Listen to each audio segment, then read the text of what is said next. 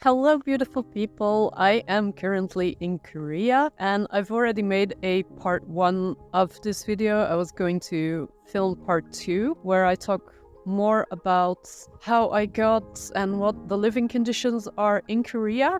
In this video, I'll talk a bit about the visa application process, the lifestyle, food, transportation, and real estate in Korea. The visa application process is actually quite simple. I applied for a 90-day visa, and to obtain that, you need an offer of employment contract from your employer in Korea, and you need to provide your qualifications to show that you're actually qualified for the job that you're going to do. Then you take all that information to a local Korean embassy, so whichever embassy is in your country. You fill in some paperwork, you pay 50 euros, and the visa should be processed from within a week or within 2 weeks. If you are planning to stay longer in Korea, keep in mind that if you're applying for a half-year visa, maybe a year-long visa, it is going to take a lot more time for the visa, for the embassy to process it, because they have to do a lot more research. So 2 weeks for a 90-day visa, that's really, really good. But if you do plan to stay longer, just keep in mind that it might take maybe a month, maybe 2 months. Make sure you start the process early, so you don't get short on time when you actually do want to go to Korea. And I'm filming this in the forest, and it's been snowing yesterday. It's actually really slippery at the moment. I'm kind of filming from different places, and I'm slipping in between filming segments. Getting the flights was a bit dramatic. So flying to Seoul was a bit of an effort, because I was flying from Brussels, Belgium, and I traveled with my skis. So the flight I booked it last minute because my visa came in pretty late and I had to try to get to Korea as fast as possible. So I booked a 500 euro ticket, which was really affordable. But when I arrived at the airport and they saw my skis, they just charged me another 250 euros for the skis, which was really, really frustrating. I checked the website beforehand and it said that ski gear is usually included in the ticket price, but I guess that wasn't really true. I don't really know what happened, but they just refused to let me on the flight unless I paid the 250 euros extra. So I had no choice. I paid it, and then I was really, really pissed off going on the flight. The joys of traveling. After the airport drama, I arrived in Korea. I was really jet lagged, and the kind of frustration of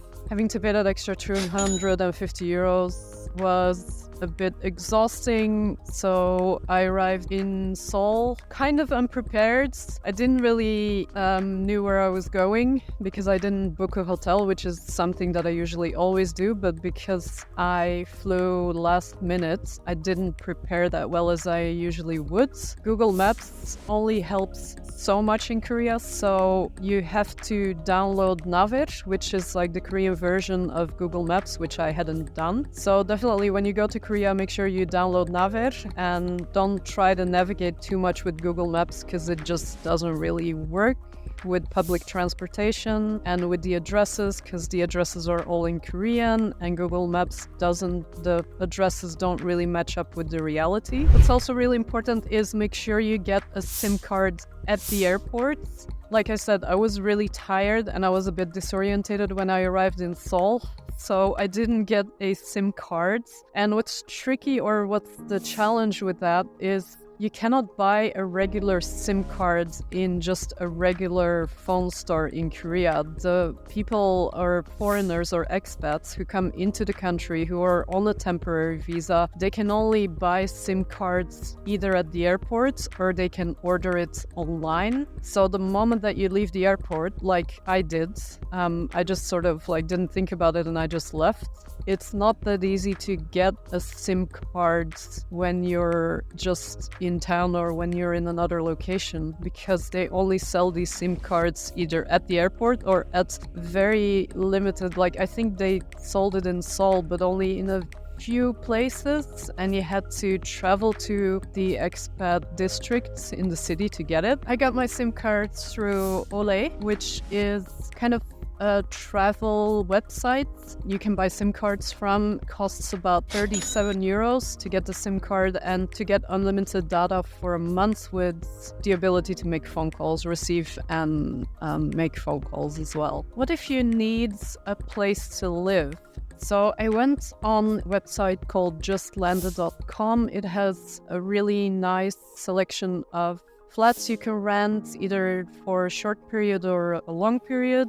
Of course, if you rent something for a year, it's definitely going to be a lot cheaper than if you rent something for a couple of months. But I found a really lovely 2-bedroom flat in Busan for 630,000 Korean won a month. Korea has good public transport, so if you are looking for something that is outside of the city, then you can take trains, you can take buses. Maybe in the lesser densely populated areas, the buses won't be as frequent, but where I used to live in Haiwan, they had buses very frequently and they run them from early in the morning until late in the evening. If you're thinking about buying real estate, it can be quite confusing because most of the websites that offer real estate, they are in Korean without having much of a translation. So you either have to work with a real estate company or someone that you know there that can help you, that can translate. I have found a couple, or I found at least one website that has some information about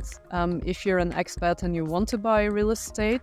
So far, what I have found out about talking to people in Korea is that if you are buying property in Seoul, it can be quite expensive, but if you want to live in the countryside or you want to buy maybe a flat or condo close to a ski resort, then the prices are definitely more affordable. Right, let's talk about food, and I'm actually really hungry at the moment, so let's get this over with so I can go and eat. Definitely something you need to try out is the barbecue, and I've had a couple while I was in Korea. It's so good. It costs about 43,000 Korean won, so about 32 euros. Although I have had Korean barbecue for about 20 euros, it is so delicious, so much fun, and definitely something I recommend. When we're talking about groceries in Korea, it's very common to order your groceries online. I did not do that often, and that was because my credit card didn't work in Korea, which I talked about in my last video, which was very frustrating. It is very convenient because you can order food in bulk and they just deliver it to your door, which makes it so easy. You don't have to drag all your groceries up and down the stairs. They just deliver it to your door, and it makes buying cheese and fruits just so much more affordable because you can just buy them in bulk. Like in most Asian countries, if you want some more foods that are similar to home, like similar to Europe, it will be more expensive. They do have cheese in Korea, they do have breads, and they have in, for example, Paris baguettes. It's not as high quality as a German bakery or in Belgium where you just have such amazing bread, but